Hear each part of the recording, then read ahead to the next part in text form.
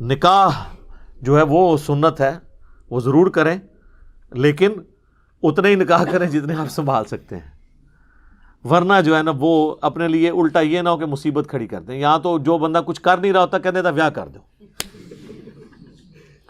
تاکہ پورے 2 خاندان کچھ کرنا شروع کر دیں، یعنی آپ لڑنا شروع کر دیں، سارے ویلیاں نوں جڑا موقع مل جائے اپنا کام کرنے دا. وہ کہتے ہیں جی ایک غریب آدمی آیا تو نبی علیہ السلام نے فرمایا شادی کرو، وہ اور غریب ہو گیا، پھر دوسری کرائی، پھر تیسری کرائی، چوتھی امیر ہو گیا. اس طرح کوئی امیر ہوتا ہے؟ سر بخاری مسلم دونوں میں حدیث ہے، اے نوجوانوں کے گروہ جس میں استطاعت ہے نا وہی نکاح کرے. نکاح کرنا تمہاری عفت اور عصمت کی حفاظت اور نگاہوں کو نیچے رکھنے کا ذریعہ ہے، اور اگر تم نکاح کی استطاعت نہ رکھو تو روزے رکھ کے اپنی شہوت کو ٹھنڈا کرو. یہ حدیث بخاری میں بھی ہے، مسلم میں بھی. تو وہاں حضور کہہ سکتے تھے نا کہ استطاعت نہیں ہے تو جلدی سے شادی کر لو تاکہ امیر ہو جاؤ، استطاعت صاحب استطاعت بن جاؤ. نہیں، اور یہاں استطاعت سے مراد فائنینشیل استطاعت ہے. باقی اگر سیکچوئل استطاعت کا ہو تو وہ تو آلریڈی اس میں موجود ہے، تبھی تو کہا جا رہا ہے کہ روزے رکھو، ورنہ تو اس کی نکاح ہی نہیں ہوگا. تو استطاعت ہو تو نکاح کرو، اور اگر استطاعت نہیں تو روزے کے ذریعے اپنی شہوت کو ایڈریس کرو. پھر بخاری مسلم میں وہ حدیث ہے جو 3 اصحاب غیر موجودگی میں نبی الاسلام کی ازواج کے پاس پردے میں آ کے حضور کے معاملات پوچھتے ہیں. تو وہ نبی الاسلام تو ایک نارمل زندگی گزار رہے تھے، آپ رات کو سوتے بھی تھے، آپ نفلی روزہ رکھتے بھی تھے، نہیں بھی رکھتے تھے. تو بخاری مسلم کے الفاظ ہیں، انہوں نے نبی الاسلام کی عبادت کو ہلکا جانا اور پھر آپس میں گفتگو کرتے ہوئے کہا کہ اللہ کے نبی تو بخشے بخشائے ہیں، ان کو کیا ضرورت ہے. ایک نے کہا کہ میں پوری زندگی شادی نہیں کروں گا، صرف اللہ اللہ کروں گا. دوسرے نے کہا کہ میں روزانہ روزہ رکھوں گا، اور تیسرے نے کہا کہ میں روزانہ پوری رات جاگا کروں گا. یہ کہتے ہیں 40 سال تک عشاء کے وضو سے فجر اے تکیو کیا ہوندا انہاں نال. یہ چلے گئے، یہ باتیں کر کے وہ وہاں پہ گئے تو نبی الاسلام کی زوجہ محترمہ جو تھی انہوں نے سن لیا، اور جب حضور واپس آئے تو انہوں نے کہا کہ جی وہ آپ کے چیتے آئے تھے یہ دعوے کر کے گئے ہیں. حضور نے کہا بلاؤ ان کو. بخاری مسلم کے الفاظ ہیں، بلایا گیا، آپ نے فرمایا اللہ کی قسم میں تم سے زیادہ اللہ کا تقوی رکھتا ہوں. یہ پہلا جملہ یہ چھکا تھا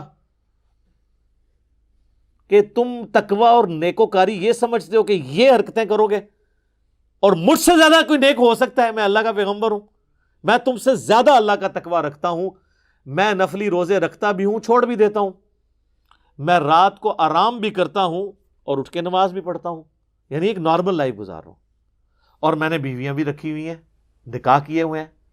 پھر آپ نے فرمایا فمن رغب عن سنتی، جس نے میری سنت کو چھوڑ دیا.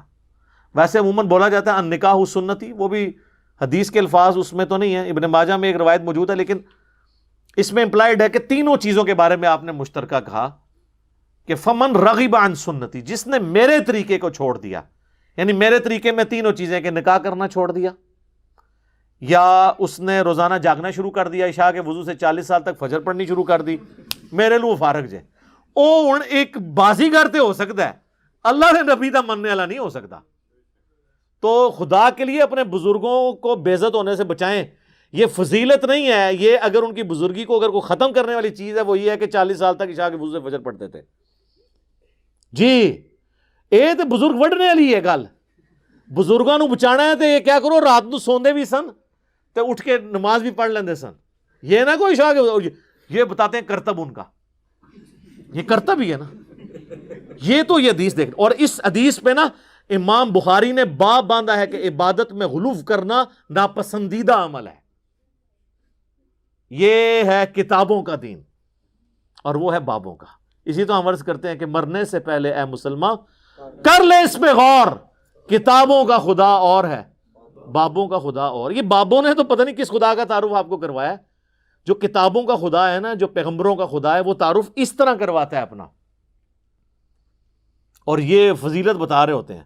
ایک اور حدیث ہے بخاری اور مسلم دونوں میں، حضرت عبداللہ بن عمر بن عاص کی بیوی نے حضور کو شکایت بھیجی کہ یہ جو آپ کا صحابی ہے نا، یہ میرے حقوق پورے نہیں کرتا، یہ روزانہ روزہ رکھتا ہے اور رات کو بھی پوری رات عبادت کرتا رہتا ہے.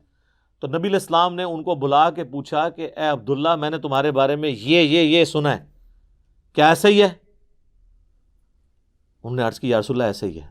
وہ تو ایکسپیکٹ کر رہے تھے حضور کہنے کے یار ادھر آنا ذرا جفی پا، تو صحیح نکلے ہیں میرے صحابہ وچوں۔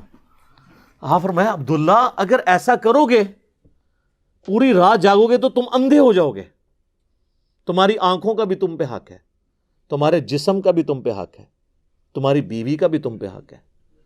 پھر نبی علیہ السلام فرمایا دیکھو میں بھی تو ایک لائف زندگی گزار رہا ہوں نا، میں رات کو سوتا بھی ہوں، اٹھ کے نماز بھی پڑھتا ہوں، نفلی روزے رکھتا بھی ہوں، چھوڑ بھی دیتا ہوں۔ انہوں نے کہا یا رسول اللہ صلی اللہ علیہ وسلم میرے اندر بہت طاقت ہے، میں اللہ کی عبادت کر سکتا ہوں، تو میں تو روزانہ روزہ رکھوں گا۔ آپ نے فرمایا کہ جو روزانہ روزہ رکھتا ہے گویا کہ ایسا ہے کہ وہ روزہ رکھتا ہی نہیں۔ چلو زیرو۔ یہاں کتنے بزرگوں کا کہتے ہیں جی این سال تو انہوں نے روزہ ہے، او خدا دا نہ ہے گلاں بند کر دو، بزرگی بچانی سے کسی دی ہے، پٹھیاں پٹھیاں گلاں بند کرو۔ آپ فرمایا جو روزانہ روزہ رکھتا ہے گویا وہ روزہ نہیں رکھنے والا۔ پھر آپ نے فرمایا کہ مہینے میں 3 روزے رکھ لو، یہ گویا ایسا ہے کہ تم ہمیشہ روزے رکھتے ہو۔ ان کا یا رسول اللہ میرے میں اس سے زیادہ طاقت ہے۔ پھر حضور نے اور بڑھائے کرتے کرتے آپ نے آخر میں فرمایا کہ بس اتنی اجازت ہے کہ ایک دن روزہ رکھو ایک دن نہ رکھو، یہ داودی روزے ہیں، اس سے زیادہ میں تمہیں اجازت نہیں دوں گا۔ تو پھر جب وہ بوڑھے ہو گئے نا تو وہ پھر وہ یاد کرتے تھے اس حدیث کو، کہتے تھے او کاش میں نے حضور کی وہ والی فیسلٹی لے لی ہوتی، اب مجھ سے نہیں روزے رکھے جاتے۔ تو وہ حضور نے تو مجھے پہلے اتنی بڑی آفر کی تھی۔